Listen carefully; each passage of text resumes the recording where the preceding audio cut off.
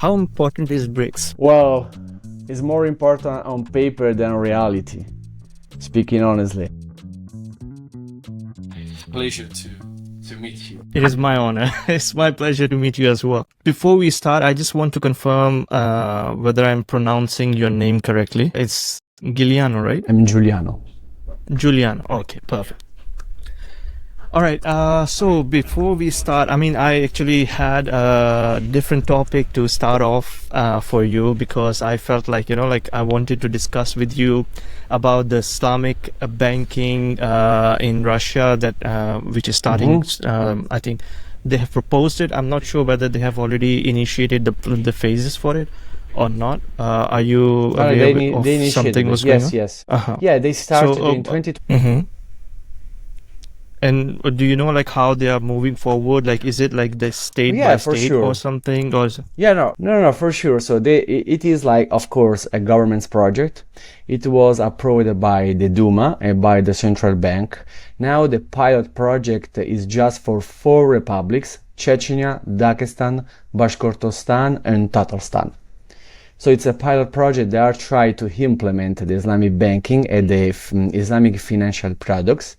And after the next, I don't know, a couple of years, let's say that, they are going to see the results. They are going to see if the fiscal law of the central bank of Russia will adapt with the Islamic products, and they can implement Islamic banking. So it's like a couple of years, and they are trying to implement it. Now they are just using these 4 republics. They are 4 republics that are very important because the majority of the people are Muslims, and also because are the republics which have a lot of connection with the Arab Muslim world. Yeah. So actually, this was my second question, but I think you've answered it already, because I was trying to understand what is the policy behind, like how do they? What was the reason of choosing these 4 states? Of course, the biggest reason is because the population over there is mostly Muslim. But what I've been working in Uzbekistan, and I've worked with Central Asian countries myself as well.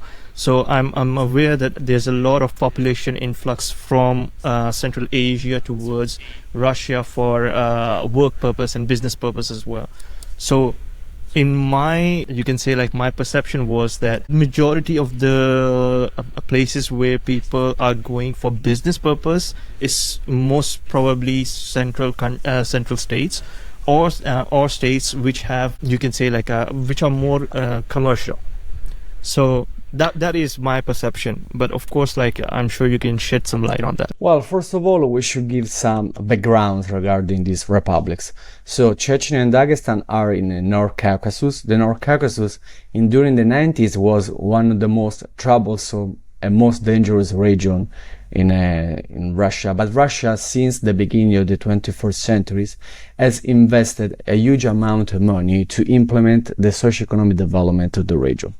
Now Chechnya is really active in promoting Russia foreign policy in the Gulf Arab countries. The head of state of Chechnya, Ramzan Kadyrov, he visits several times during the year Saudi Arabia, the Emirates. We can say that it's like it's a key actor in promoting Russia in these areas, particularly during the beginning of the 21st century, when the relations between Saudi Arabia and Russia weren't really good, because at the time Saudi Arabia was 100% an ally of the United States, as you know, and also because Russia at the time was fighting against local terrorism, local militancy. Dagestan is important because it's on the Caspian Sea. It is a logistic hub, and Russia is trying to link the republic with the Middle East, Central Asia, and also with other countries. Tatarstan is one of the richest republic in Russia. There is also a famous state company called Tatneft. Neft means in Russian like oil, so this means that this company work in the energy field, and Tatarstan now is really active in Iraqi Kurdistan, but also in Iraq and in Central Asia. And then we have a Bashkortostan or Bashkiria. It depends how do you want to call the republic, but also is really an historical region regarding Islam in Russia.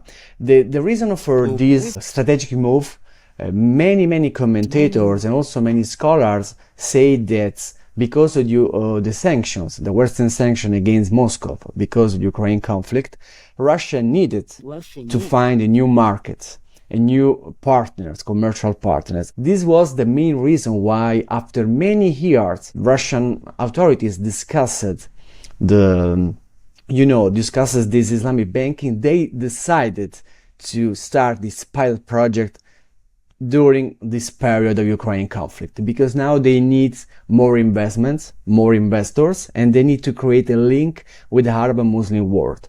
And what is also important to understand is that every year in May, in Kazan is like let's say the capital of Tatarstan, the Russian government organized the Kazan Forum, which is called Russia Islamski Mir, which means Russia and Islamic world. The last year, this event was organized to promote Islamic banking and Islamic finance. So now Russia is seriously committed to find an alternative solution to the Western market, particularly in the field of banking and financial products. As you mentioned about the situation in some of the regions in Russia about the terrorism and all that, the recent incident has definitely sparked a lot of question marks and a lot of questions as well. What impact does that have on this whole situation? Well, because there has been, I just want to add one more thing, because this has been a lot of question marks raised between the relations between Putin and these states as well, and especially with regards to when it came to Ukraine war, these states have played some part as well. So can you elaborate on that? Well, the recent terrorist attacks against the Krakow City Hall in Moscow, the first consequence was the increasing on control in Russia, particularly for migrants from Central Asia. There are some publications which underline the fact how xenophobia is becoming a serious problem in Russia, particularly for people coming from Central Asia. Also, if you consider that in the last 2 weeks, Russian special forces arrested more than 10 people related to these terrorist attacks, and related also to the Islamic State. The majority of them are from Central Asia. If we look at the trade relations or business relations, nothing changed. Nothing changed because Russia follows different rules regarding security, regarding trade, regarding foreign policy. So trade and economy are really important. They are not trying to close any kind of opportunities of cooperation with countries from Central Asia, from the Middle East, from the Gulf Arab monarchies. They are not trying to do this. They are trying to use what happened to create a sort of cooperation, against the problem of terrorism, because terrorism is a problem not just for Russia, but also for Central Asia, for the Middle East, for Gulf Arab countries. So they are using this. If you remember well, Putin said that there are evidence, at least Russian authorities have evidence that these people had some connection with Ukraine, or they are trying to escape to Ukraine. What we can say is that unfortunately, it is true that Ukraine now has a vacuum of power, and there are foreign militants who are going to Ukraine to get weapons, training, and also to get the opportunity to go to Europe and organize violent attacks against Europe. And also in Germany, in the last year, the German authorities arrested 2 different cells from Central Asia. They were linked to Islamic State. These cells were organizing terrorist attacks against German civilian targets. So let's say that if we put everything in the same scenario, let's say that what happened cannot create an obstacle for the Islamic banking at the official level. But what is creating is a sort of distrust and disappointment among the ethnic Russians, particularly related to the migrants from Central Asia. So Russia now should be really careful to moderate and to decrease this, this situation, and to try also to improve the relation with Central Asian countries. So this is the main obstacles now, currently, regarding the situation. Regarding countries like the Emirates, like Saudi Arabia. If we compare the situation now with the 90s, it's completely different. Now they are like a partner for Russian Federation. So Russia needs these kind of actors to invest in the regions and to get money, also to coordinate every effort regarding the oil market, for instance. It's different. During the 90s, the situation was completely different because these countries, particularly the Gulf Arab markets, they were more under the umbrella of the United States, So now let's say that probably the things change just in the society. Okay, historically, Central Asia has been connected with Russia since World War, even before, since Soviet Union time. There has always been, you can say, like to and fro in the media when it comes to political discussions, and people in media from Central Asia has been talking about Russia's behavior, and then Russia's, you can say, media, or some you can say political activists, or some people have been saying certain things because of the connection that they have from from Soviet Union time, and because of the language that they all have adopted as well, because all of them, they use Russian language as a political language that they in their countries as well. But the financial impact that Russia and Central Asia have on each other has not changed so far. What I have seen, yes, of course, that they have grown in terms of business, but it is still the same, I would say. When we're comparing it with other countries, for example, business with China has increased rapidly. Business with Saudi Arabia now has increased rapidly. Business with African countries and Russia has increased rapidly. How do you compare the significance and importance of these regions? Well, the fact is that we should divide the relations between Russia and Central Asia. We should divide this relation between, the political society aspect and the economic aspect. If we look regarding politics, regarding also the narrative, usually Central Asian republics are trying to promote the fact they should be more independent, more balanced, they should, find alternative partners.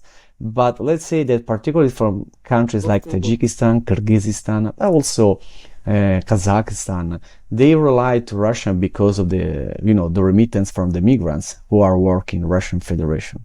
And this is really important, the leverage which the Kremlin use to control this country. Also, Russia is still the main actor to guarantee stability in the region. If you look particularly to Tajikistan, where Russia has a military base near Dushanbe, which is the capital. Central Asian countries look more in the last 10 years to China, for the investments, because China wanted to promote the Belt and Road Initiative. But what happened in Kyrgyzstan? China, they gave money to the Kyrgyz government. The Kyrgyz government, of course, couldn't afford this money, couldn't repay this debt, and they had to give to the Chinese the land.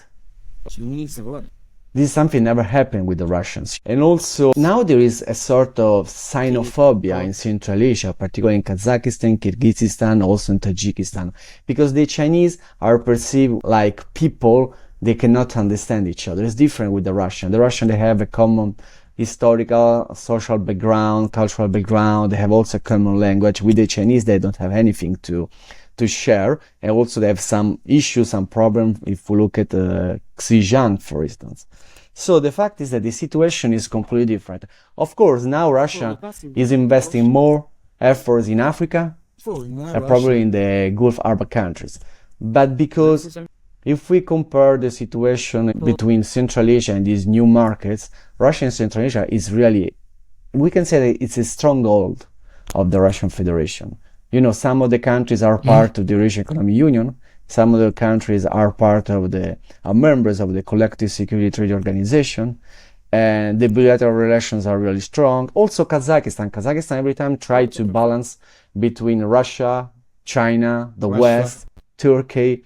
But what usually they don't say, like they don't put a lot of efforts, that Kazakhstan is still cooperating with Russia in many fields and many sectors. For instance, in Tatarstan, is one of the main actors in Kazakhstan, but also in Uzbekistan, and also in Turkmenistan, for instance. But usually, also Central Asia's media, they try to hide a little bit this information or this news. So they put just some small information in the media, and they try to underline more, for instance, when there is a forum between Central Asian country, China or Europe. Let's say that Central Asia is part of what we call Blizhny Zarubezhye. Blizhny Zarubezhye means the near abroad of Russia. So part is Lebensraum, is vital space. And Russia has, good influence in this area. Is losing a little bit the influence because of the Chinese, because of the West, but still now Russia matters in the region. Of course, now Russia is looking for alternative solution in Africa and in the Middle East, but because of the Ukraine conflict, Russia needs new markets. How important is BRICS? Well, it's more important on paper than reality. Speaking honestly, I usually have this kind of discussion with my colleagues. First of all, BRICS, apart from Brazil and South Africa, but they have, Russia, China, India, and they are competitors in Eurasia and in different fields. If two countries share the borders, in geopolitics, we say that they cannot be friends. They can be in some situation partners, but they can be like the frenemies or enemies. If we look at Russia, China, after the beginning of the Ukraine conflict, everyone says, oh, they are really friends. No, they are not friends, because they are competitors in Central Asia, they are competitors in Africa, they are competitors also in the Far East, in Russia's Far East. If we look at this, China and India, they are not just competitors, they are also enemies. If we look at Kashmir situation, also if we look at the situation like in Pakistan, because China is one of the main actors in Pakistan, and Pakistan is like an enemy of India. So the BRICS, let's say that it's a good product. If we look at the narrative of strategic communication, is an alternative solution. But this kind of organization, when they become bigger, they start failing. So at the beginning, they were just 5 countries. Okay, it was fine. Now they are getting more and more countries. They are completely different. They are really, really completely different. If you look at Iran tried to join the Emirates, but they are completely different. And my question is how the BRICS will manage all the, friction between these countries. That's actually a very good point, because one of my previous guests also shared the same thing, that all these countries who are in BRICS have been fighting historically with each other. So it will be very difficult for them to have a long-term partnership peacefully. Unless there is something which is joining them, it would be very difficult. Before we end our conversation, I just want to get your opinion on the future. How do you see the future of the situation which has evolved so much when it comes to geopolitical instability, I would say, in whole of Europe and Asian region?